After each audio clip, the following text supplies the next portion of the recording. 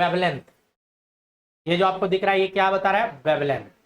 और जो वेवलेंथ होता है तो लाइट का जो हम लोग बात करेंगे तो लाइट दो फॉर्म में चलता है, पता होगा। लाइट का जो ट्रेवल करता है एक वेवलेंथ के फॉर्म में, एक फोटोन के फॉर्म में। एनर्जी का बंच कर सकते हैं, बंच ऑफ एनर्जी, फोटोन के फॉर्म में लाइट चलता है। तो जो लाइट फोटोन और वेवलेंथ के फॉर्म में चल रहा है तो फोटोसिंथेसिस में काम मेनली यही करता है, फोटोन वाला फोटोसिंथेसिस में यही काम करेगा और यही एक वेवलेंथ बता रहा है। अब यहाँ पे जो आपको दिख रहा है ये विजिबल, यहाँ पे पूरा लाइट का स्पेक्ट्रा है, स्पेक्ट्रम ऑफ लाइट इसी को बोलते हैं। थोड़ा सा इस पे बात करेंगे, आना चाहिए आपको स्पेक्ट्रम ऑफ लाइट। बच्चों स्पेक्ट्रम ऑफ लाइट पे जो हम लोग बात करेंगे, अगर इसको गौर से देखिए तो ये पूरा लाइट जो सन से लाइट आता है, सनलाइट, उसका पूरा स्पेक्ट्रा है, जिसमें काम का हमारा मेन यही है जो बीच वाला है, जिसको हम लोग विजिबल लाइट का स्पेक्ट्रा बोल रहे हैं। और इसका अगर मैं नैनोमीटर में बताऊं तो 400 से लेके 700 नैनोमीटर का। तो आप ये याद रख सकते हो लाइट का स्पेक्ट्रा में विजिबल लाइट का जो रेंज है, इसके आगे यूवी लाइट होता है, उससे पहले एक्सरे होता है और उसके पहले क्या होता है? Gamma ray. और इस साइड में आइए तो विजिबल लाइट के बाद इंफ्रारेड और रेडियो वेव आता है। नहीं, वैसे तो विजिबल लाइट का जो रेंज है 400 नैनोमीटर से लेके 700 नैनोमीटर वाला रेंज मैंने बताया था, 400 टू 700, जिसको मैंने बोला था कि पार भी बोलते हैं। लाइट जो होता है, लाइट को हम लोग क्या बोलते हैं? Electromagnetic wave. लाइट जो होता है ये क्या है? ईएम वेव होता है, या इलेक्ट्रोमैग्नेटिक स्पेक्ट्रा बोला जाता है किसको? लाइट। लाइट में इलेक्ट्रिकल और मैग्नेटिक दोनों होता है और दोनों एक दूसरे का परपेंडिकुलर होता है, तो ईएम वेव के नाम से जाना जाता है। और लाइट क्या है? तो एनर्जी है, या इलेक्ट्रोमैग्नेटिक स्पेक्ट्रा में जो भी यहाँ पे दिख रहा है ये एनर्जी है। एनर्जी में सबसे ज्यादा अगर एनर्जी की बात करें तो जिसका वेवलेंथ कम होता है उसमें एनर्जी ज्यादा होता है, क्योंकि एनर्जी का एक फॉर्मूला होता है E बराबर hc/λ। तो एनर्जी इनवर्सली प्रोपोर्शनल होता है किसका? लैम्डा का। मतलब लैम्डा कम तो एनर्जी ज्यादा। अब लैम्डा क्या है? तो वेवलेंथ। तो देखो गामा के पास क्या है? एनर्जी ज्यादा है। आप लोग एक सुने होइएगा, नहीं, शंकर भगवान का एक थर्ड आई के बारे में बोलता है कि तीसरा आंख खुला तो भस्म हो जाएगा जो भी रहेगा। तो रियल में आंख उख नहीं है वहां पे, वो आपका भी हो सकता है। तो करदा क्या है कि हमारा जो ब्रेन है, ब्रेन से ढेर सारा रे निकलता है, अल्फा रे, बीटा रे, गामा रे, सब निकलते रहते हैं। उस सब को एक जगह लेके आइए, और अगर गामा रे को, अगर ज्यादा गामा रे को एक जगह लेके आ जाइएगा तो गामा रे के सामने जो भी चीज पड़ेगा उसको बर्न कर देगा, जला देगा, इतना ज्यादा इसके पास एनर्जी है। तो यही गामा रे निकलता है वहां। हम लोग बोलते हैं थर्ड आई बंद ही रहे तो ज्यादा अच्छा, खुलना नहीं चाहिए। नहीं, जो भी उसके सामने आएगा भस्म हो जाएगा, इतना एनर्जी इसके पास मौजूद है, गामा रे के पास मौजूद है। नहीं, तो ज्यादा एनर्जी किसके पास मौजूद है? फिर सबसे पीछे क्या है? ज्यादा है, क्या है? वेवलेंथ कम है तो एनर्जी क्या है? ज्यादा।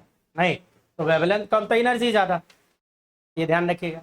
फिर इधर देखिए, उससे उससे ज्यादा, सॉरी, कम एनर्जी होता है एक्सरे। आप लोग एक्सरे, हम लोग एक्सरे करवाते हैं। एक्सरे इतना छोटा वेवलेंथ है कि हमारा सॉफ्ट टिश्यू से गुजर जाता है।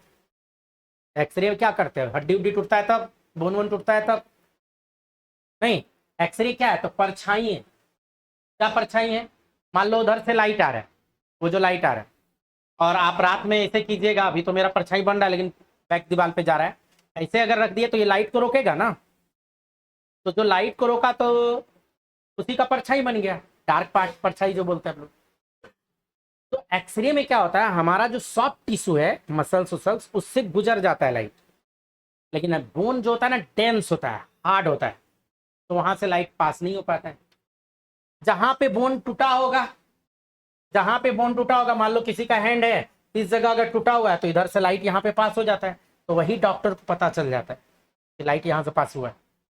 समझे? तो वहां पे परछाई जैसे इधर डार्क बन गया और इधर भी डार्क है, आई बीच में यहाँ डार्क नहीं है, यहाँ से लाइट गुजरा है, तो डॉक्टर को पता चल जाता है टूटा है।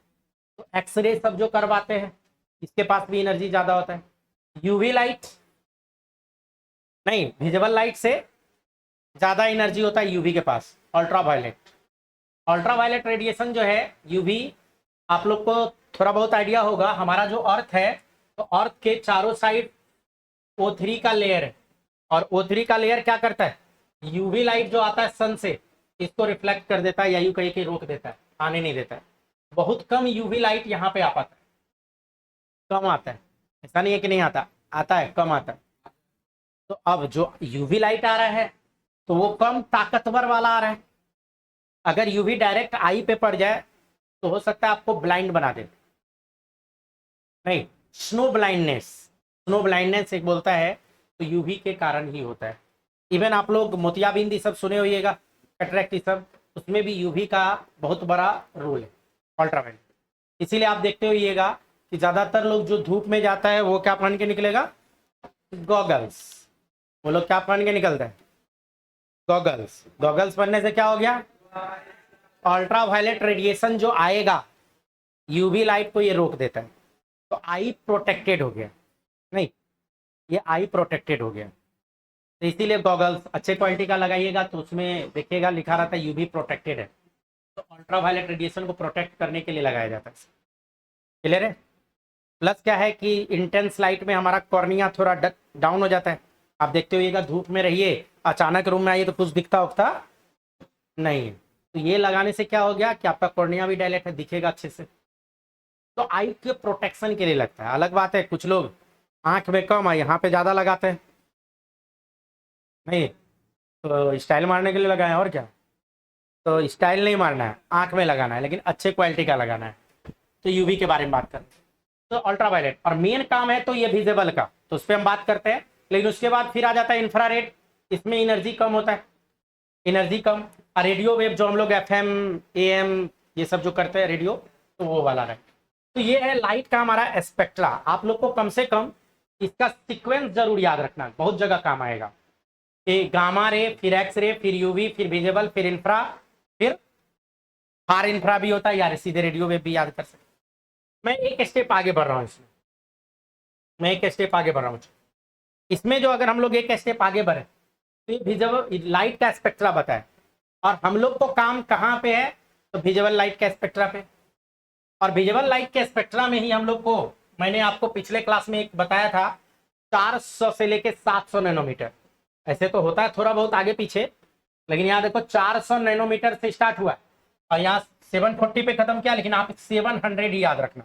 कितना याद रखना, 400 नैनोमीटर, ये याद रखना जरूरी है, नैनोमीटर से 700 नैनोमीटर।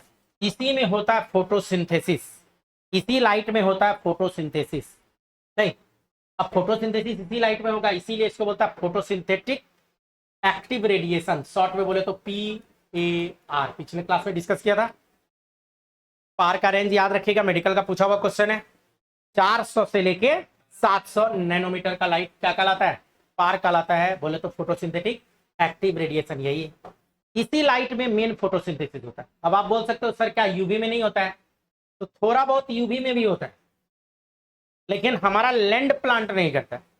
जो पानी में प्लांट है, नहीं बहुत सारा अलगी उलगी है जो यूवी लाइट में भी फोटोसिंथेसिस कर पाता है, बट मोस्टली प्लांट की जो हम लोग बात करेंगे वो किस रेंज में करेगा, 400 से लेके 700 नैनोमीटर के रेंज में क्या करता है, फोटोसिंथेसिस करता है। अब जो फोटोसिंथेसिस करेगा तो उसके लिए लाइट को कहाँ आना है, लीफ पे आना पड़ेगा। तो इस फोटोन के फॉर्म में लाइट आ रहा है, बंच के फॉर्म में लाइट आ रहा है, लीफ पे गिरता जा रहा है, और यही ग्रीन प्लांट का जो लीफ आपको दिख रहा है। और जैसे इस पे थोड़ा सा जूम किया जाए, लीफ में भी कहाँ चाहिए, तो पहले तो ये समझो, लीफ का कलर जो हम लोग को ग्रीन और येलो टाइप का दिखता है, क्यों दिखता है, तो मैं याद कीजिए मैंने फर्स्ट क्लास में आपको बताया था, कलर वही दिखता है जो रिफ्लेक्ट कर दिया जाता है। नहीं, मैंने बोला था अगर मान लो ये रेड दिख रहा है, दैट मीन्स कि रेड लाइट रिफ्लेक्ट कर रहा है, बाकी एब्जॉर्ब। वायलेट है, दैट मीन्स वायलेट रिफ्लेक्ट, बाकी सब एब्जॉर्ब। ये सब बात किया था। तो कलर वही दिखता है जो रिफ्लेक्ट होता है। तो प्लांट में लीफ कैसा आपको दिखता है? ग्रीन, इसका मतलब ग्रीन लाइट रिफ्लेक्ट करता होगा। और थोड़ा येलो येलो भी दिखता है, नहीं तो इसका मतलब येलो भी रिफ्लेक्ट होता होगा, ग्रीनिश येलो टाइप का दिखता है।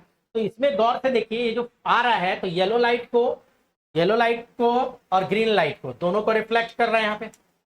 लेकिन ध्यान देने वाली बात ये है, इस जगह पे इस स्लाइड में ध्यान देने वाली बात ये है कि ग्रीन जो भी आ रहा है वो सब रिफ्लेक्ट हो रहा है, और येलो जो भी आ रहा है इसका कुछ पार्ट रुक जा रहा है और रिफ्लेक्ट हो रहा है। तो येलो में दो बात हो रहा है, येलो में आप बोल सकते हो 80% रिफ्लेक्ट हो रहा है और ग्रीन में 100%। तो 20% येलो वाला जो है एब्जॉर्ब हो जा रहा है। तो ये चीज हम लोग बात कर सकते हैं यहाँ पे। तो जो है इसीलिए लीफ जो हम लोग को दिखता है ग्रीन ज्यादा येलो कम, बाकी ब्लू लाइट आएगा सब एब्जॉर्ब होगा, रेड लाइट आएगा सब एब्जॉर्ब होगा। आपको बताया गया था पिछले क्लास में सबसे ज्यादा लाइट कौन सा लाइट है जिसमें फोटोसिंथेसिस होता है। अगर सिंगल कलर ऑफ लाइट में हम लोग जाएं तो मोनोक्रोमेटिक लाइट, अगर सिंगल कलर में हम लोग जाएं तो कौन सा लाइट है?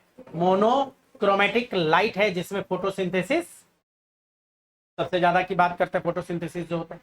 नहीं तो रेड लाइट और देन ब्लू लाइट। मैंने बोला था एक्शन स्पेक्ट्रा, एक्शन किसमें करेगा? रेड में, और कम करेगा किसमें? ब्लू में। तो red and blue action spectra की जब भी बात करेगा क्या बोलेंगे? Red and blue. लेकिन अगर बोल दे एब्जॉर्प्शन स्पेक्ट्रा, बात को कर देना है पलट के बात करना है, ब्लू एंड रेड की बात करेंगे। यही फोटोन ऑफ लाइट आता जा रहा है। तो कहां टकरा रहा है? लीफ पे। अब लीफ पे जो टकराएगा, अगर इसको जूम किया जाए, चलिए लीफ के अंदर चलते हैं, तो यही सब है मीजोफिल सेल। ये जो आपको दिख रहा है ये क्या है? Mesophyll cell. ये जो आपको अंदर में अब दिख रहा है, तो लीफ के अंदर हम लोग घुस गए, और लीफ के अंदर ये जो सेल आपको दिख रहा है इसी सेल का नाम है मीजोफिल सेल। और इसी मीजोफिल सेल में क्या होना है? फोटोसिंथेसिस। लेकिन सेल में कुछ ऐसा होगा जिसके अंदर फोटोसिंथेसिस हो रहा होगा, बोले तो फोटोसिंथेसिस करने वाला मशीन कह सकते हैं, और उसका नाम होता है, ये सब जो दिख रहा है यही सब है क्लोरोप्लास्ट। ढेर सारा क्लोरोप्लास्ट सेल के अंदर होता है, नहीं यही क्लोरोप्लास्ट है। इसी क्लोरोप्लास्ट के अंदर क्या होना है? फोटोसिंथेसिस। इसी क्लोरोप्लास्ट के अंदर क्या होना है? Light reaction as well as dark reaction, दोनों इसी के अंदर होना है बच्चों। तो देखो और जूम करेंगे इस पे।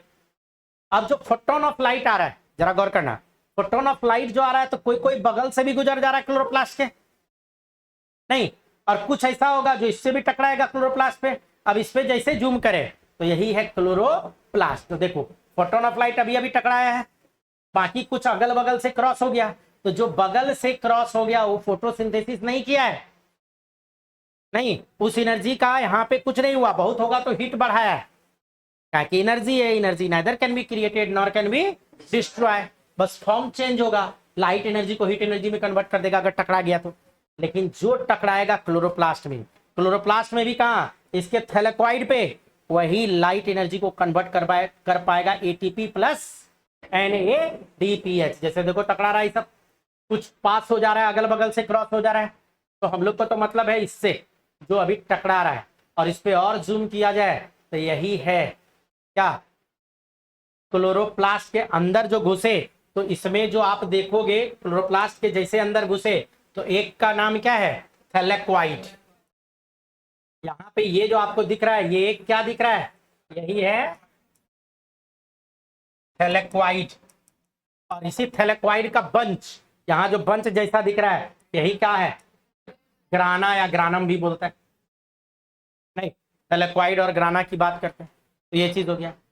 सारा खेला लाइट रिएक्शन से रिलेटेड जो भी होगा इसी थैलेकॉइड के मेम्ब्रेन पे ही होना है, यही थैलेकॉइड के मेम्ब्रेन पे। अभी मैं बताऊंगा अभी आपको, मतलब लाइट रिएक्शन का जो भी चीज है, लाइट रिएक्शन का जो भी चीज है कहां होना है? थैलेकॉइड के मेम्ब्रेन पे। थैलेकॉइड के मेम्ब्रेन में भी कहां होना है? क्वांटासोम में। क्वांटासोम में भी कहां होना है? LHC जो बताया था, लाइट हार्वेस्टिंग कॉम्प्लेक्स, और वही सब मिलके बनाता है photo system first, photo system second. तो लाइट रिएक्शन से रिलेटेड सारा खेला यहाँ फोटो सिस्टम फर्स्ट और सेकेंड सब जो रहेगा वहीं पे होना है बच्चों। तो इसको देखो आगे, फिर आया फोटोन, कुछ तो पास कर रहा है साइड से, लेकिन यहाँ पे देखो ये थैलेक्वाइड की बात कर रहे हैं। थैलेक्वाइड में अगर यहाँ पे जो बात करें और इधर जो साइड में है एस्ट्रोमा, तो डार्क रिएक्शन इधर हो रहा है, डार्क रिएक्शन उधर हो रहा है, लेकिन लाइट रिएक्शन की जो बात करेंगे वो कहाँ पे हो रहा है, थैलेक्वाइड के मेम्ब्रेन। लाइट रिएक्शन थैलेक्वाइड के मेम्ब्रेन पे, और डार्क रिएक्शन जो केल्विन साइकिल है वो होगा एस्ट्रोमा में, ये चीज। अब यही थैलेक्वाइड के मेम्ब्रेन पे, ये बात अभी आपको नहीं पढ़ाया। जो क्वांटाजोम सब बात किए थे, क्वांटाजोम में जो बात की है LHC light harvesting complex. LHC क्या होता है, 7 molecule chlorophyll a, 5 molecule chlorophyll b and 2 accessory pigment. नहीं, ये इसको मिला के हम लोग बोलते हैं LHC। और वही सब जब LHC सब आपस में मिलेगा तो photo system first and photo system second बनाने का काम करता है।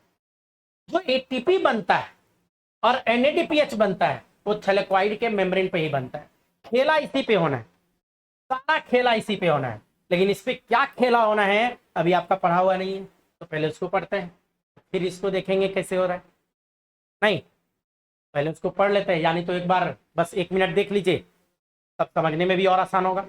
इसमें 2 तरह का हम लोग बात करेंगे, एक PS फर्स्ट, एक PS सेकेंड। PS फर्स्ट जो एक्टिवेट होता है, नहीं, PS first photo system first, photo system second.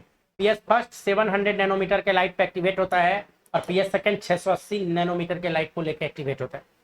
और यहीं पे जो एक्टिवेट होगा तो कुछ कुछ खेला करेगा। आज देखेंगे हम लोग क्या खेला कर रहा है, कैसे ये एक्टिवेट हो रहा है, आखिर ये करता क्या है, कैसे इलेक्ट्रॉन का ट्रांसफर कर रहा है, कैसे वाटर को तोड़ा, क्यों वाटर को तोड़ा, कैसे ऑक्सीजन निकला, वो सारा कहानी बताऊंगा। देखो इलेक्ट्रॉन जो दिख रहा है यही एनर्जाइज हो जाएगा और यही इलेक्ट्रॉन का ट्रांसफर करेगा, यही इलेक्ट्रॉन का ट्रांसफर करेगा। और जैसे इलेक्ट्रॉन गया तो इलेक्ट्रॉन का movement start, flow of electron per unit time current होता है। Flow of electron per unit time क्या होता है, करंट। वही करंट इस पंखे में दे दिए तो अभी चल रहा है, वही इलेक्ट्रॉन हम लाइट में दे दिए तो लाइट जल रहा है, वही इलेक्ट्रॉन जो AC में दिए तो वो ठंडा कर रहा है, वही इलेक्ट्रॉन अगर हीटर में दे देंगे तो गर्म करेगा।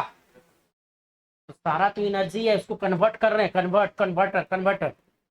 वही इलेक्ट्रॉन आप इसमें डाल दीजिए तो बना देगा ATP और NADPH। ATP बनाने वाला मशीन यही है, ATP बनाने वाला मशीन यही है।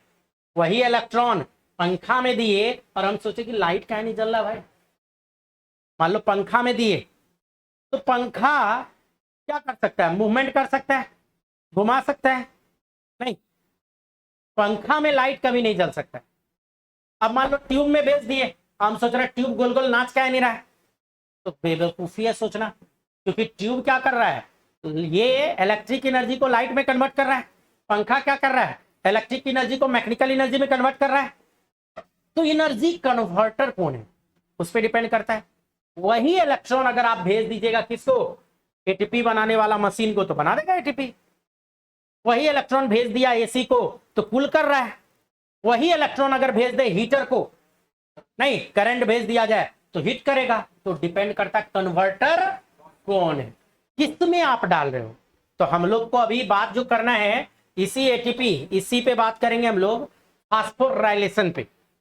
फास्फोराइलेशन 2 तरह का होता है, एक फोटो फास्फोराइलेशन, 2 नहीं बोलो 3 बोलो, सबस्ट्रेट लेवल फास्फोराइलेशन और oxidative phosphorylation.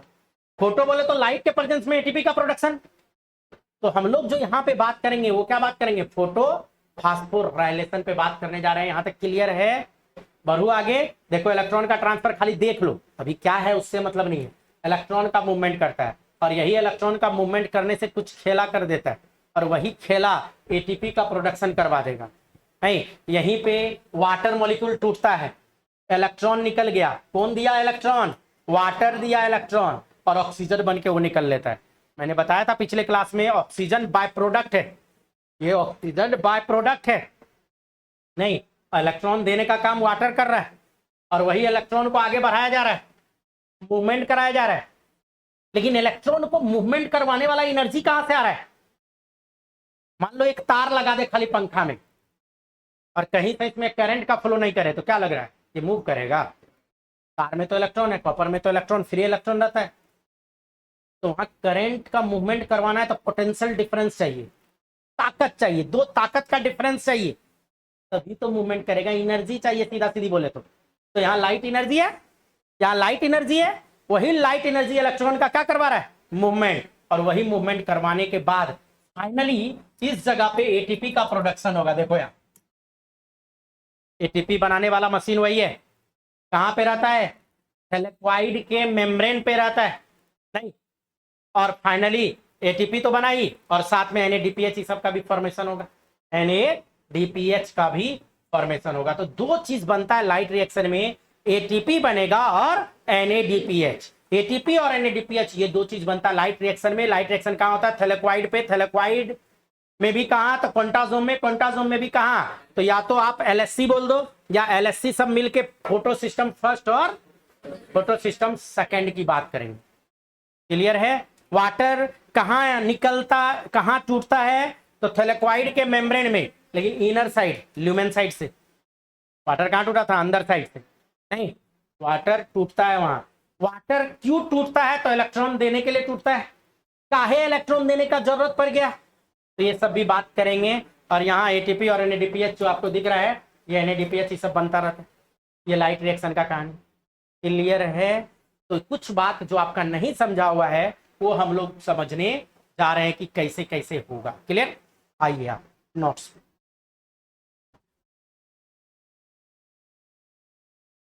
Light reaction clear. मैं एक काम करता हूँ, कहाँ गया, इसी पे कर देता है।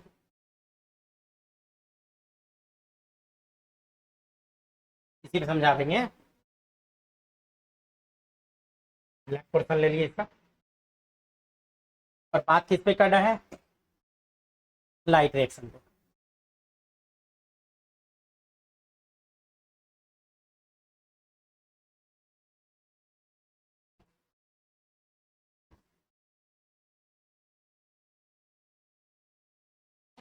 चलिए थोड़ा सा बात करें, समझ में आया जो भी बताया, थोड़ा सा अब इस पे बात करते हैं। देखो सारा खेला है कहाँ का, थैलेक्वाइड के अंदर का, सारा खेला है थैलेक्वाइड के अंदर का। तो थैलेक्वाइड के अंदर का खेला है मतलब प्लांट का खेला है। अभी अभी जो मैंने बनाया आपको कि ये प्लांट है भाई, और प्लांट में ये मान लो लीफ है, और इसी लीफ में एक सेल को बाहर निकालो, यही सेल जिसका नाम क्या बताए थे, मीजो फिल सेल की बात कर रहे हैं। इसी मीजोफिल सेल में सेल वाल होगा, सेल मेम्ब्रेन होगा, यूकार्योटिक है तो न्यूक्लियस न्यूक्लियस भी अपना होगा इसका। लेकिन मुझे अभी इससे मतलब नहीं है, मैं जानबूझ के बड़ा सा क्लोरोप्लास्ट बना, इसी क्लोरोप्लास्ट का कहानी है। इसी क्लोरोप्लास्ट में क्या है, थैलेक्वाइड का कहानी है। तो जो भी बात अभी करेंगे हम लोग लाइट रिएक्शन से रिलेटेड, कहाँ पे होगा बात, थैलेक्वाइड के मेम्ब्रेन पे।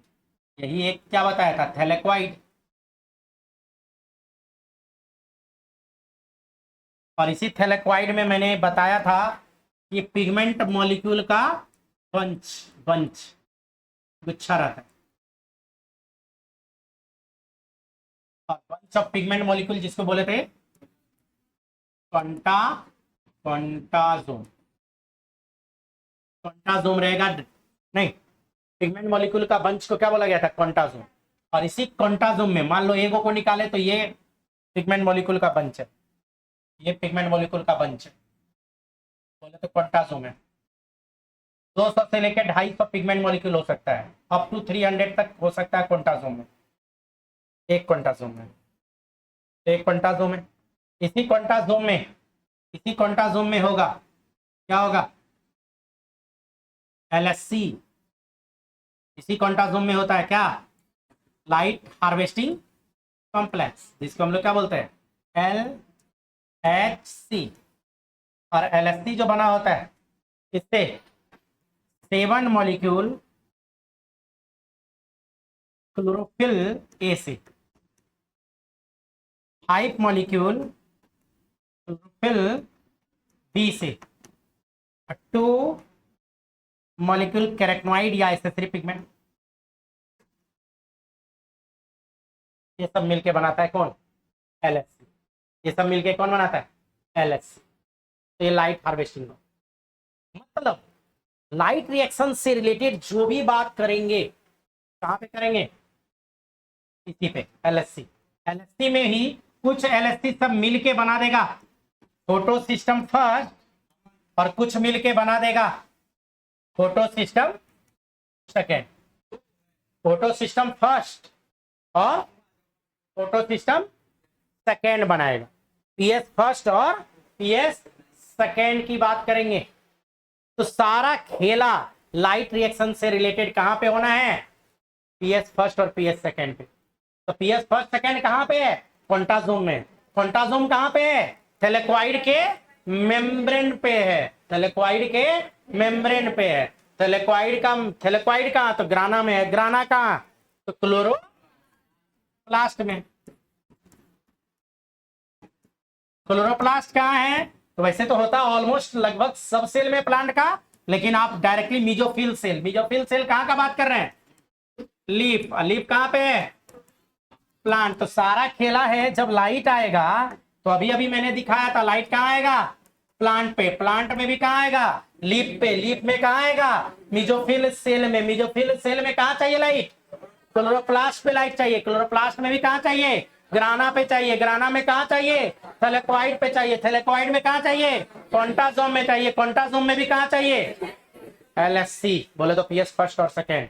मतलब लाइट रिएक्शन से रिलेटेड A to Z काम कहां पे होना है? इसी थैलेक्वाइड मेम्ब्रेन पे होना है। मतलब लाइट रिएक्शन में क्या बनना है? ATP और क्या बनना है? NADPH। सारा खेला यहीं पे होना है। सारा खेला यहीं पे होना है। क्लियर है? क्लियर है? और इसी में क्या होना है? वाटर को टूटना भी है। इसी पे क्या करना है? वाटर को टूटना भी है। तो यही जो थैलेक्वाइड का इनर अंदर अंदर में क्या करना है? वाटर टूटेगा। वाटर टूटेगा किसके प्रेजेंस में? वाटर टूटेगा तो लाइट के प्रेजेंस में। लाइट के वाटर क्यों टूटेगा? वाटर क्यों टूटेगा? तो इलेक्ट्रॉन देने के लिए। अगर वाटर को आप तोड़ो, इलेक्ट्रॉन को निकाल दो तो बचेगा क्या? हाइड्रोजन और ऑक्सीजन। देखो इसको और अलग करते हैं।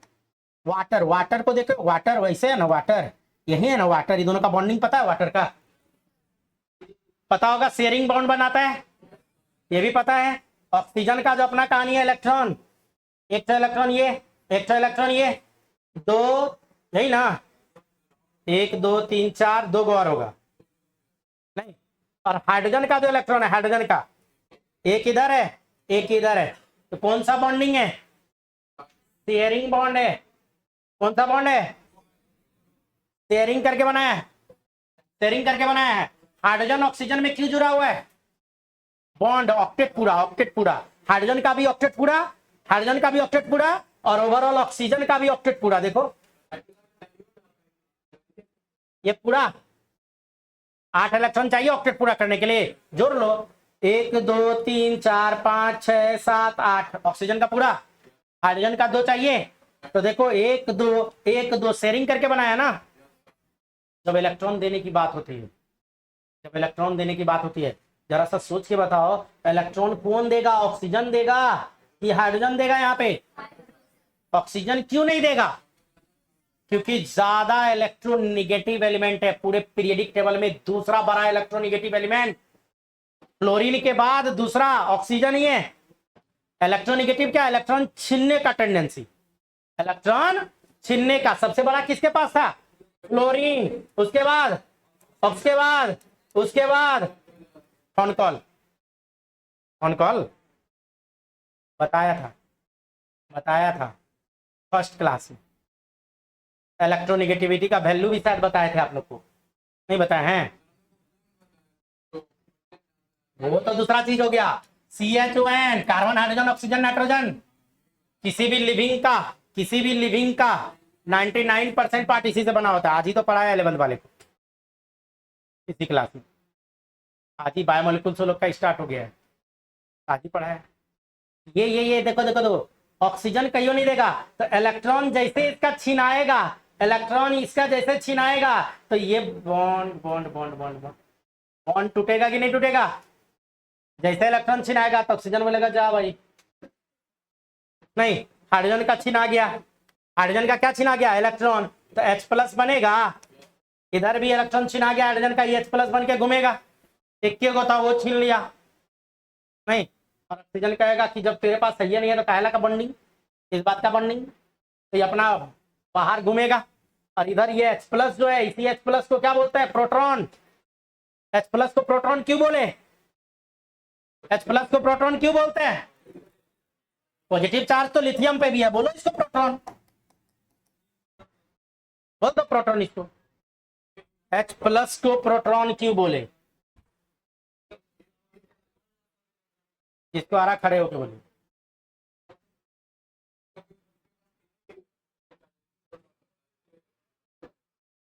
हाँ बहुत हद तक सही बोल रहे हैं आप। देखिए सिंपल सा चीज है, सोचने वाली बात है। हाँ देखो, H हाइड्रोजन, हाइड्रोजन, हाइड्रोजन पे क्या बोलते हैं? H1, H1 एटॉमिक नंबर 1 मतलब प्रोटॉन एक, और कोई चार्ज नहीं है तो इलेक्ट्रॉन एक। लेकिन H पे प्लस जहां किए मतलब इलेक्ट्रॉन लॉस कर गया, तो बचा क्या? वो भी यूनिट में, वो भी यूनिट में। इस पे इलेक्ट्रॉन ये नहीं है।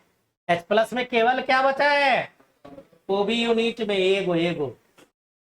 इसीलिए H प्लस को बोलते हैं प्रोटॉन। मोस्टली लोग रट्टा मार के रखता है H प्लस प्रोटॉन है, जबकि कुछ है ये नहीं है उसको समझाने में। H प्लस प्रोटॉन क्यों? क्लियर हो गया? चलिए हम लोग को ये नहीं बताना, हम लोग को इधर आना है। यहाँ ये क्लियर है, बढ़ू एक स्टेप। तो यहाँ पे जो बात उतारना है, फोटो क्लियर, उतारने में जो टाइम लगाओगे उससे अच्छा है ये मिटाने दो फालतू का जो है, इसका तो एडिशनल बात समझाए लो, आप कर सकते हो। जो भी करना है उतारना, उतारो, क्लिक करना है क्लिक करो, नोट्स मिल जाएगा, टेंशन मत लो।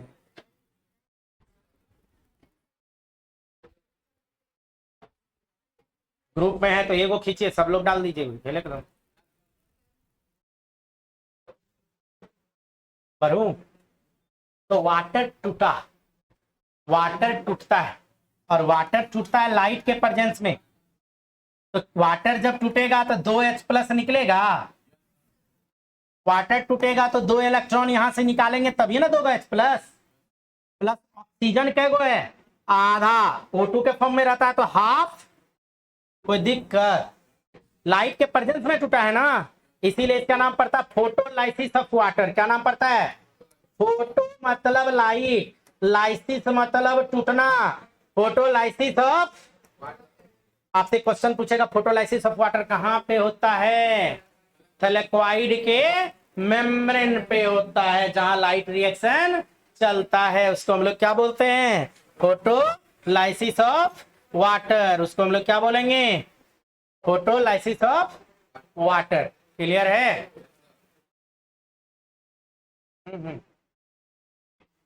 नहीं नहीं आप ही को बोलना।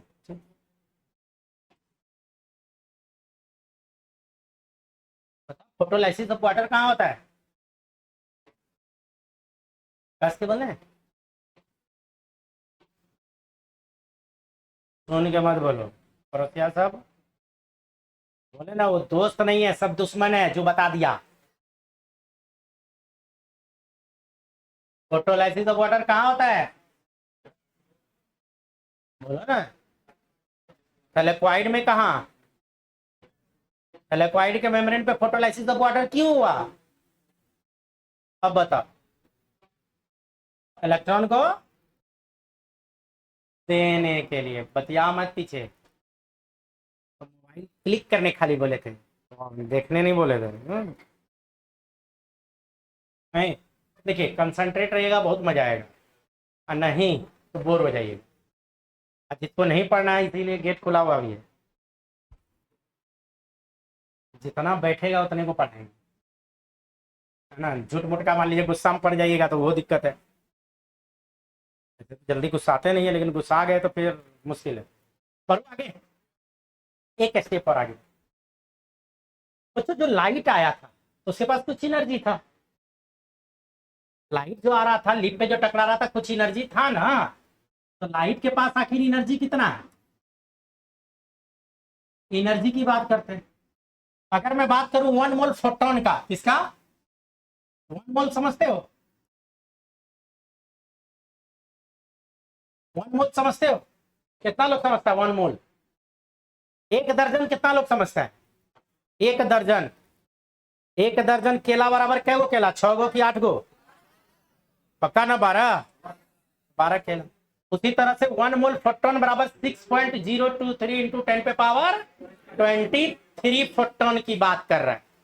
1 मोल फोटोन ऑफ लाइट में जो एनर्जी की हम लोग बात करते हैं, एनर्जी कितना होता है? लगभग 170 से लेके 300 किलो जूल एनर्जी मौजूद होता है 1 मोल फोटोन में। लाइट का 1 मोल फोटोन जो 400 से 700 नैनोमीटर के बीच का बात किए, कितना एनर्जी है? तो इसमें एनर्जी होता है कितना? 170 से लेके 300 किलो जूल का एनर्जी मौजूद होता है 1 मोल फोटोन में। कितना एनर्जी? और 1 मोल एटीपी बनाने के लिए, अब 1 मोल एटीपी की बात कर रहे हैं, तो 1 मोल अगर आपको एटीपी कभी बनाना है तो उसके लिए पता है कितना एनर्जी चाहिए? मात्र 30 से लेके 50 किलो जूल एनर्जी। तो जरा सोच के बताओ, 1 मोल फोटोन मोर देन या सफिशियंट है इस एनर्जी को बनाने के लिए, है कि नहीं? 1 मोल फोटोन के पास एनर्जी कितना है? 170 से लेके 300 किलो जूल। आप कहोगे सर रेंज क्यों बोल रहे हो? क्योंकि विजुअल लाइट का रेंज में बीबी और BIBGYOR, तो वॉयलेट वाला में ये, आर वाला में ये रेंज है ना, इसीलिए रेंज पे बात कर रहे हैं। इसी तरह से एटीपी जो बनाएंगे तो यहाँ भी क्या है? 30 से लेके 50 किलो जूल एनर्जी चाहिए 1 मोल एटीपी के प्रोडक्शन के लिए। 1 मोल एटीपी जब भी बनेगा उसके लिए आपको 30 से लेके 50 किलो जूल का एनर्जी चाहिए होता है। क्लियर है यहां तक? क्या इसमें भी रेंज लिए? क्योंकि कुछ बात है जो अभी आपको नहीं पता है। ATP, GTP, CTP, TTP, UTP सब एनर्जी करेंसी अब सेले है, बस आप और जान रहे खाली एटीपी। क्लियर है? वो तो आप एक ही गो का 3 गो वेराइटी जान रहे हैं। मैं यहाँ क्या को बताया? ATP, GTP, CTP, TTP, UTP 5। खैर, तो इसीलिए रेंज बताया। क्लियर है? बढ़ो एक स्टेप आगे। देखो इसी को निकालना है बाहर, इसी को इसको निकाल के बाहर बात करते हैं। देखो हटा रहा हूं। ठीक है, चलो देखो सारा बात आपका समझा हुआ है। मतलब मैं, चलो सेल ही का बात करते हैं। छोटा सा एक सेल बना लेते हैं। सेल वाल भी है और इसमें मैं बात कर रहा हूं किसका? क्लोरोप्लास्ट। इसी को निकाल लेना है। बड़ा करके देखते हैं। ओवल शेप का होता है, डबल मेम्ब्रेनस होता है, 2 मेम्ब्रेन का आया हुआ, तो सेल विद इन सेल ये भी है।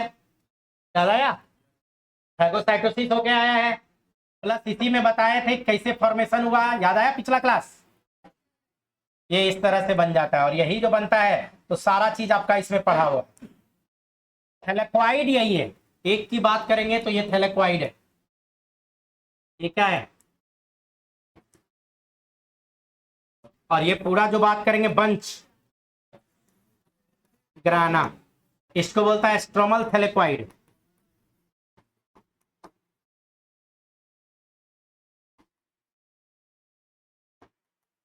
इसके अंदर लिक्विड मैट्रिक्स क्या कहलाता है? स्ट्रोमा। लाइट रिएक्शन कहां चलेगा? इसी पे, थैलेक्वाइड के मेम्ब्रेन पे क्या चलेगा? Light reaction. डार्क रिएक्शन कहां चलेगा?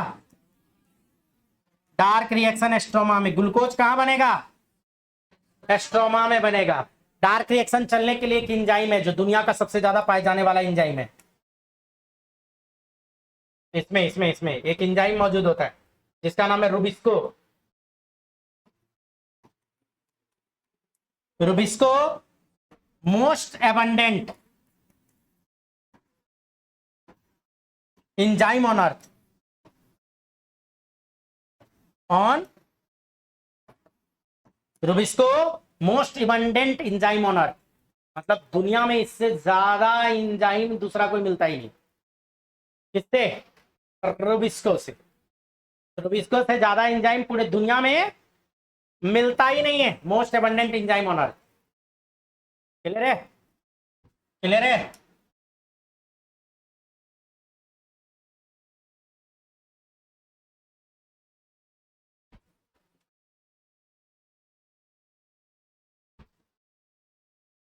इसी लाइट रिएक्शन कहाँ होगा? सिलिकॉइड के मेम्ब्रेन पे। तो इसी में जो बंच सब था उसी को क्या नाम दिए थे? अभी अभी बोला बताया था, क्वांटाजोम।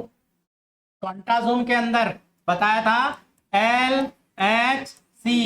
इसमें बताए थे क्लोरोफिल ए क्लोरोफिल बी, नहीं क्लोरोफिल ए क्लोरोफिल बी है, 7 molecule chlorophyll a, 5 molecule chlorophyll.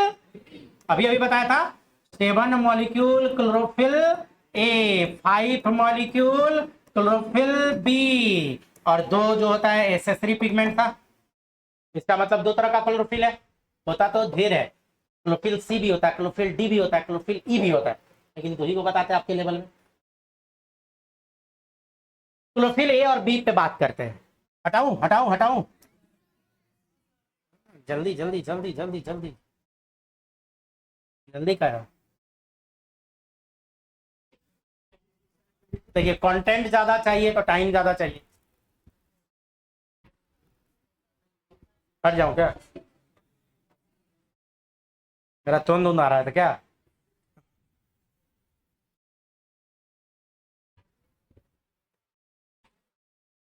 हमको लगा तुंद आ रहा है।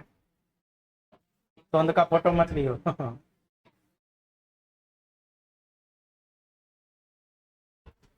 हो गया? हो गया?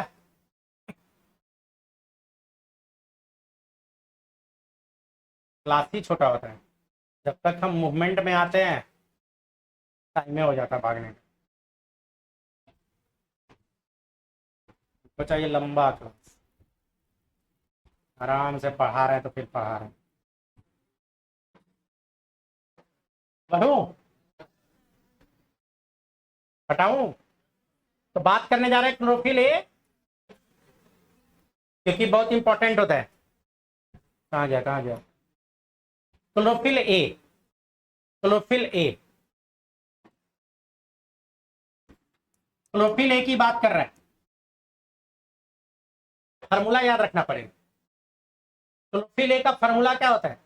पहले तो ये सुनो, क्लोरोफिल ए यूनिवर्सल पिगमेंट है, यूनिवर्सल है। आप चाहो तो एक लाइन लिख सकते हो इसमें। क्लोरोफिल ए क्या है?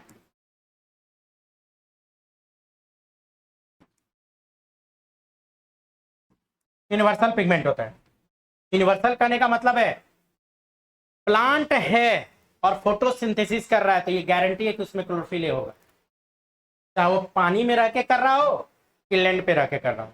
और आपको एक खास बात, राज की बात बता दूं, जितना अर्थ पे फोटोसिंथेसिस होता है उसका 90% फोटोसिंथेसिस अकेला पानी में होता है। एक्वेटिक में फोटोसिंथेसिस ज्यादा है। एक्वेटिक में मेन चीफ प्रोड्यूसर या मेन जो फोटोसिंथेसिस करता है नाम है अलगी। अलगी एक्वेटिक में जो 90% फोटोसिंथेसिस होता है उसका 85% अकेला अलगी करता है। तो जो आम लीची कटहल अमरूद जो हम लोग को दिखता है, इधर तो 10% में सिमट जाता है। जो लैंड पे जितना भी प्लांट है 10%। सोचो कि अगर ये करता 90%, तो अब तक जितना प्लांट काटे ना हम लोग, अब तक तो अर्थ का कहानी खत्म था। अलगी से आप कुछ कर नहीं सकते हैं, अलगी से आप लकड़ी बना नहीं सकते हैं, अलगी का टेबल कुर्सी बना के आप बैठ नहीं सकते, चौकी बना के सूत नहीं सकते हैं। नहीं तो हम क्या कर रहे हैं? प्लांट काटते जा रहे हैं। वो तो गनीमत मानिए कि जो सुपर पावर हम लोग को बनाए वो जानता था एगो बड़का जानवर भेज रहे हैं कि प्लांटवा काटेगा ही। सोचिए, तो 10% लैंड पे दिया गया, 90% वाटर में, सागर में, महासागर में नहीं, तालाब में, नदी में, नहर में होता है फोटोसिंथेसिस 90%, और उसका 85% अकेला अलगी करता है। तो कोई भी फोटोसिंथेसिस कर रहा हो तो गारंटी क्लोरोफिल ए होगा। क्लोरोफिल बी ये भी लगभग यूनिवर्सल है, कुछ को छोड़ के। नहीं, कुछ अलगी उलगी है जहां पे नहीं मिलता है, नहीं तो जनरली ये भी मिलता है। लेकिन इसका फार्मूला आपको याद रखना चाहिए। कैसे याद रखोगे फार्मूला? देखो, फार्मूला याद करने बता रहे हैं। फार्मूला पिछले क्लास में बताया था, framework element carbon hydrogen oxygen और बताया था CHON कौन?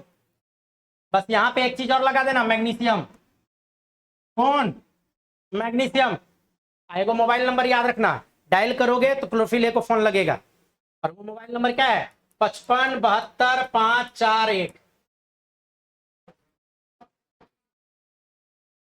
क्लोरोफिल ए का मोबाइल नंबर है, याद रखना है। क्लोरोफिल ए का मोबाइल नंबर क्या है? 55 72 541।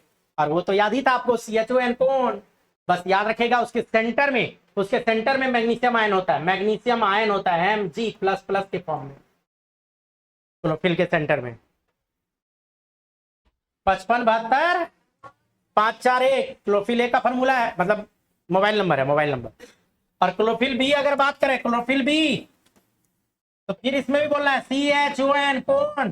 भाई मैग्नीशियम की बात कर रहा है, और थोड़ा सा चेंज करना होगा, मोबाइल नंबर चेंज होगा। मोबाइल नंबर चेंज करना है तो क्या करना है? 55 70 641। 55 70 641 किसको लग जाएगा फोन? क्लोरोफिल बी को। अब 55 72 541 किसको लग जाएगा? क्लोरोफिल ए को लगेगा। ये दोनों का फॉर्मूला आपको याद होना चाहिए, क्लोरोफिल ए और क्लोरोफिल बी का जो हम लोग बात कर रहे हैं। दोनों को कंपेयर करो, कंपेयर। 55 55 कोई दिक्कत? नाइट्रोजन में देखो तो नाइट्रोजन में कोई दिक्कत? ये सेम ही है। प्रॉब्लम कहाँ है? हाइड्रोजन और ऑक्सीजन का इधर उधर है। किसमें ऑक्सीजन ज्यादा है? क्लोरोफिल बी में। कितना ऑक्सीजन ज्यादा है? एक तो मात्र क्लोरोफिल बी में। तो क्लोरोफिल बी को बोल सकते हैं ऑक्सीजन रिच है, ऑक्सीजन ज्यादा है। क्लोरोफिल ए में क्या ज्यादा है देखो तो? हाइड्रोजन ज्यादा है। कै गो? दो गो। एक क्वेश्चन आता है, बार बार आता है, एक क्वेश्चन बार बार आता है। क्लोरोफिल ए में कौन सा ग्रुप होता है? तो मिथाइल ग्रुप। और क्लोरोफिल बी में कौन सा ग्रुप होता है? Aldehyde group. देखो देखो देखो, एकदम बोर्ड पे नजर रखना, बोर्ड पे बोर्ड पे बोर्ड पे। कार्बन कार्बन कैंसिल कर दो। हाइड्रोजन यहाँ 3 गो, हाइड्रोजन 1 गो है, कैंसिल कर दो। 2 गो हाइड्रोजन इसमें बढ़ा, तो वैसे भी तो 2 गो हाइड्रोजन यहाँ ज्यादा है। यहाँ देख ऑक्सीजन बढ़ा, तो 1 ऑक्सीजन यहाँ ज्यादा है। तो बड़ा कंफ्यूजन होता है, मिथाइल ग्रुप किसमें, एल्डिहाइड ग्रुप किसमें। अगर फॉर्मूला याद है तो दिमाग से निकाल के बता देंगे मिथाइल किसमें, एल्डिहाइड किसमें।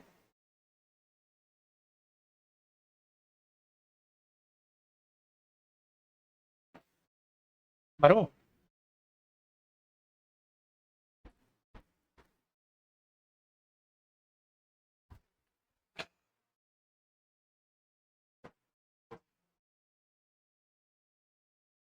समझ में आ रहा है?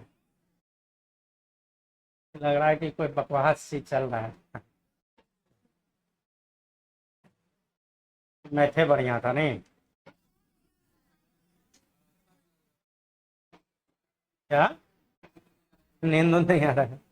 नींद दो कंडीशन में आएगा, जब बहुत बोर लगे या बहुत अच्छा लगे। बहुत अच्छा में भी नींद आता है। हम लोग के एक प्रोफेसर थे, उनके क्लास में सब सुत जाता था, लेकिन खराब नहीं पढ़ाते थे। नहीं, Suresh sir, SP Verma sir, scientist, America वाला आज भी उनको बुलाता है। 1 महीना, वो साल का 1 महीना अमेरिका में रहता है रिसर्च के लिए। तो साइंटिस्ट आदमी, जब पढ़ाते थे ना, इतना मगन हो जाते थे हम लोग कि एकदम सुनते सुनते लगता था जैसे हिप्नोटाइज हो गए, ने नींद आने लगता था। एक सर से और पढ़े लाइफ में, जिनका टीचिंग स्टाइल थोड़ा सा कॉपी करते हैं, यही दोनों का कॉपी करते हैं। एक NK Mishra, NK Mishra sir का बुक भी आता है, वो भी साइंटिस्ट। मैं जो टीचिंग स्टाइल कॉपी करता हूँ, यही दोनों का कॉपी करता हूँ। शायद दोनों का 1-8% कॉपी कर लेंगे। जितना मेरा एज नहीं है, उससे ज्यादा उनका एक्सपीरियंस है पढ़ाने का, नहीं? तो विद्वान आदमी सब। NK मिश्रा सर जब सेल बायोलॉजी पढ़ाते थे ना, लगता था कि उठा के सेल के अंदर बैठा दिया, दिख रहा है राइबोसोम, प्रोटीन सिंथेसिस दिख रहा है। अब इस तरह का इमेजिन करवाते थे, तो मजा आ जाता है। चलो यहाँ तक क्लियर है? चलो पीछे उठ जा। हाँ हाँ, सबसे कॉर्नर में ब्लैक टी-शर्ट, उठिए जल्दी से, इतना लेट नहीं कीजिए। हाँ, अब बता दीजिए क्लोरोफिल ए में कौन सा ग्रुप होता है? जल्दी बोलो। हाँ, मिथाइल। पक्का? मिथाइल ग्रुप का फॉर्मूला बताओ तो, आई कॉन्टेक्ट यार। अब CH3 नहीं। क्लोरोफिल ए में क्या कम होता है? देख के ध्यान नहीं है, ध्यान दो बुतरू। पड़ोसी को उठा लो, पड़ोसी तो लगल था बतियाने में ना, तो उठ जाना, 2 मिनट बाद पीना।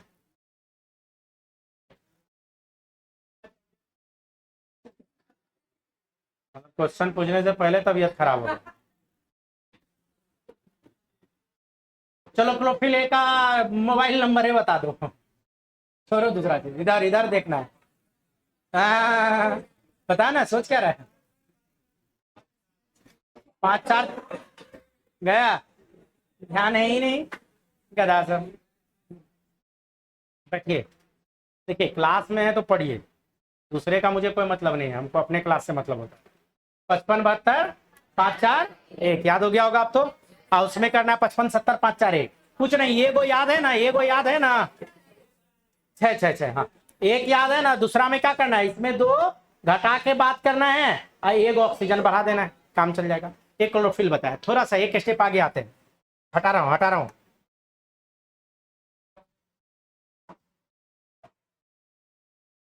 चलिए, फास्फोराइलेशन एक टर्म आता है। फास्फोराइलेशन टर्म देखो,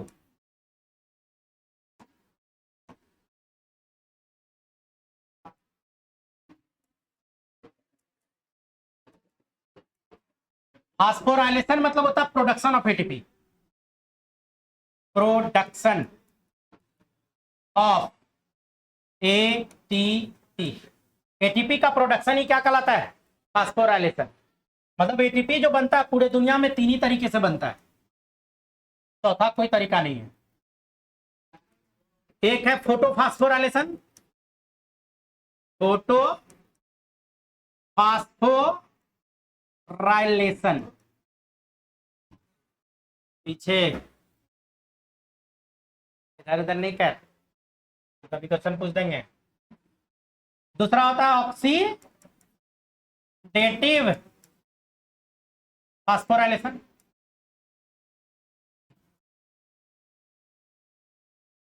और एक होता है substrate level phosphorylation. Substrate level phosphorylation मतलब फास्फोराइलेशन 3 ही तरीके का है। फोटोफास्फोराइलेशन करवाने के लिए रिस्पॉन्सिबल होता है क्लोरोप्लास्ट। क्लोरोप्लास्ट क्या है कि लाइट के प्रेजेंस में करेगा। ऑक्सीडेटिव के लिए रिस्पॉन्सिबल होता है माइटोकॉन्ड्रिया। और सबस्ट्रेट लेवल ये कहीं भी चल सकता है, ये आप सीधे लिख दो कि साइटोप्लाज्म, प्रोटोप्लाज्म, न्यूक्लियस कहीं भी हो सकता है, तो हम सीधे लिख देते हैं प्रोटोप्लाज्म में होता है। प्रोटोप्लाज्म में कहीं भी हो सकता है। कौन? ऑक्सीडेटिव, सॉरी सबस्ट्रेट वाला। सबसे ज्यादा एटीपी जो आज के टाइम में बनाता है वो माइटोकॉन्ड्रिया से ही बनता है। ये मैक्सिमम एटीपी प्रोडक्शन करता है, मैक्सिमम एटीपी प्रोडक्शन। सबसे ज्यादा आज के टाइम में एटीपी जो बना रहा है वो माइटोकॉन्ड्रिया वाला बना रहा है। अब देखो, अब गौर से बोर्ड पे नाम क्या है? फोटोफास्फोराइलेशन। फोटो बोले तो लाइट, लाइट के प्रेजेंस में फोटो प्लस फास्फोराइलेशन, लाइट के प्रेजेंस में एटीपी का बनना। फास्फोराइलेशन मतलब क्या? प्रोडक्शन ऑफ एटीपी, मतलब एटीपी का बनना। लाइट के प्रेजेंस में एटीपी का बनना क्या कहलाता है? फोटोफास्फोराइलेशन। और जो ग्लूकोज बनाए थे, जो ग्लूकोज बनाए थे या ग्लूकोज जो खाए थे, हम लोग जो खाए, हम लोग तो हमारे सेल के अंदर जो गया तो वहां पे माइटोकॉन्ड्रिया था, क्योंकि हम लोग में ये तो था नहीं, तो प्लास्ट तो हम लोग में है नहीं। तो माइटोकॉन्ड्रिया जो तोड़ के एटीपी बनाएगा वो क्या कहलाएगा? Oxidative phosphorylation. क्यों कहलाएगा? क्योंकि ऑक्सीडेशन रिडक्शन रिएक्शन करवा के काम करता है, इसीलिए नाम है ऑक्सीडेटिव फास्फोराइलेशन। और सबस्ट्रेट, कोई सबस्ट्रेट है, मैंने बताया था शुरू में जब लाइफ आया तो केमिकल को तोड़ तोड़ के काम चला रहा था, तो जहां बॉन्ड तोड़ेगा, बॉन्ड टूटेगा तो एनर्जी निकलेगा, और वही एनर्जी को लेके अगर एटीपी बना दे तो वो कहलाता है सबस्ट्रेट लेवल फास्फोराइलेशन, जो कहीं भी हो सकता है, कहीं भी हो सकता है। माइटोकॉन्ड्रिया के अंदर भी हो सकता है, क्लोरोप्लास्ट में भी हो सकता है, साइटोप्लाज्म में भी हो सकता है, न्यूक्लियस में भी हो सकता है। मतलब उसका कोई ठिकाना नहीं है, क्योंकि हर एक जगह केमिकल है, कहीं भी बॉन्ड टूट सकता है, और जहां बॉन्ड टूटेगा एटीपी बनेगा, उसको हम लोग क्या बोल देंगे? क्लियर? क्लियर सब? क्या चीज? ये तो सब करता है, ये तो सब बैक्टीरियो करता है, सब करता है, जो मन करे बोल दो, प्लांट बोल दो, एनिमल बोल दो, सब में होता है। मैंने बोला कहीं भी बनता है, कहीं भी बनता है तो सब करता है। जरा सा गौर करो, फोटोफॉस्फोराइलेशन दो तरह का है, यही तो आपको पढ़ना है। एक है साइक्लिक, साइक्लिक फोटो फास्फोराइलेशन, और एक है non cyclic photophosphorylation. Cyclic photophosphorylation जो होता है कहाँ होता है? साइक्लिक फोटोफॉस्फोराइलेशन होता है पीएस फर्स्ट में। कहाँ होता है? पीएस फर्स्ट इसके लिए रिस्पॉन्सिबल होता है, और साइक्लिक में 2 एटीपी का प्रोडक्शन होता है। और नॉन साइक्लिक फोटोफॉस्फोराइलेशन की जो बात करेंगे, नॉन साइक्लिक ये कहाँ होता है, इसके लिए कौन रिस्पॉन्सिबल है? तो नॉन साइक्लिक के लिए 2 रिस्पॉन्सिबल है, एक PS second and PS first. लेकिन एटीपी कितना बनाता है? केवल 1 एटीपी का प्रोडक्शन होता है, 1 एटीपी। ऐसे और भी चीज बनता है, और भी चीज बनता है। साइक्लिक फोटोफॉस्फोराइलेशन में 2 एटीपी बनता है, लेकिन इसमें NADPH नहीं बनता है। लेकिन इसमें 2 ठो NADPH भी बनता है।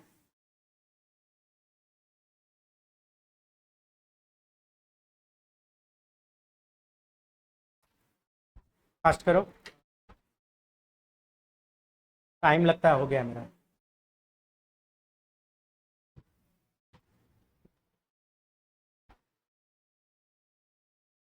मतलब अगले क्लास में क्या बात करेंगे?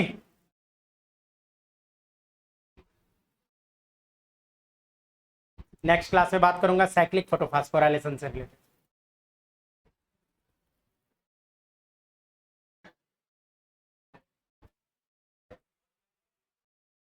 या साइक्लिक कर दूं? साइक्लिक कर देता हूं।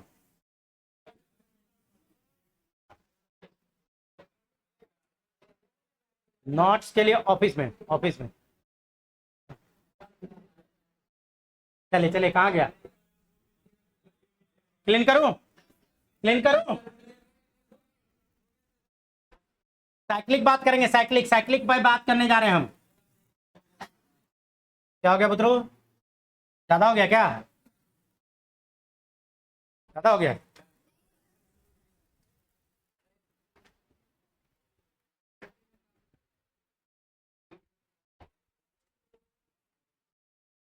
भरू?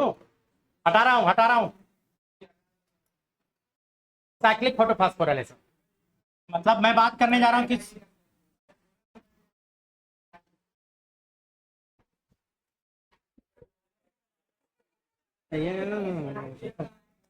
अब हम लाएंगे नहीं, अब यहाँ देखा है, देखा ना अभी आ रहा है साइक्लिक। जो छूट गया बाहर में मिलेगा, लिखवा देंगे।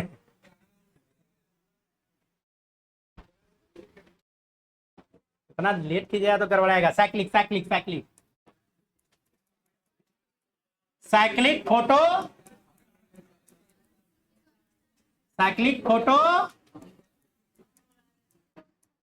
फास्फोराइलेशन। साइक्लिक फोटोफॉस्फोराइलेशन होने के लिए चाहिए photo system first, PS first. और पीएस फर्स्ट जब भी होगा अकेला नहीं रहता है, ऐसे ढेर सारा पिगमेंट इसको घेरे हुए रहता है। ये सब पिगमेंट घेरे हुए, और सारा बात कहाँ का कर रहे हैं? थैलेकॉइड के मेम्ब्रेन पे का बात हो रहा है। कुछ जंगली जानवर सब भी है क्या? हाँ, अब देखो पीएस फर्स्ट को एक्टिवेट करने के लिए लाइट चाहिए 700 नैनोमीटर का। तो जैसे लाइट आता है तो बाहर में 680 तक आएगा, 660 हो सकता है नहीं। अब ये लाइट यहाँ टकराया, फिर यहाँ टकराया, टकराते कुछ एनर्जी लॉस करते जाएगा। एनर्जी लॉस करेगा तो वेवलेंथ बढ़ेगा, तो कितना वेवलेंथ तक आना चाहिए? 700 तक जब आएगा वेवलेंथ, तब ये जाके यहाँ का इलेक्ट्रॉन एक्टिवेट होता है, और जैसे इलेक्ट्रॉन एक्टिवेट होता है वो आ जाता है फेरिडॉक्सिन के पास, एफडी। फेरिडॉक्सिन से फिर इलेक्ट्रॉन, जब कोई एक्साइटेड स्टेट, जैसे बॉल को ऊपर फेंको तो गिरता है कि नहीं, एनर्जी डाउन करेगा,